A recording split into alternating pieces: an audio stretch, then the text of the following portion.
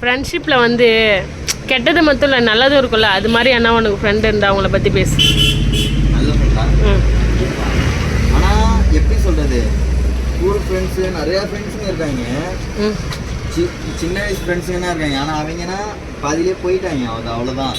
இப்போ லாஸ்ட்டாக ஒருத்தன் வந்தான், அவன் தான் எனக்கு ரொம்ப ரொம்ப இப்போ பெஸ்ட்டு ஃப்ரெண்டாக ஒருத்தன் இருக்கான். அவன் ஸ்கூல் ஃப்ரெண்டா?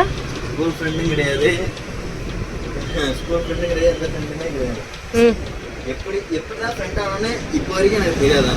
ஆனால் கொஞ்ச நாள் டைம் தான், ஆனால் ரொம்ப உன்னை புரிஞ்சுக்கிட்டாங்க.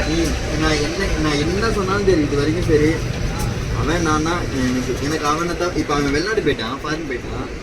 இப்போ அவனுக்கு அப்புறம் நான் இது வரைக்கும் நான் யாரு கூடயுமே ஒன்றா சுத்த கூட இல்லை, இல்லை எங்கேயுமே போகல. ஏன்னா அவன் தான் எனக்கு உண்மையாகவே இருந்தேன், வேறு யாருமே. அதான் யார் எப்போ வராங்கன்றது முக்கியம் இல்லை. இல்லை, உண்மைதான். யார் எப்போ வராங்கன்னா முக்கியம் இல்லை. ஆனால் நல்ல ஃப்ரெண்டு யாருக்காவது கிடைக்கும், நம்மளுக்கு நிறையா கிடைச்சி. ஆனால் ஒருத்தன் தான் நல்லவனாக இருக்கான், கடைசி வரைக்கும் கூட இருக்கான். ஆமாம், விட்டு கொடுக்காம இருக்கேன் பாரு, அதான்.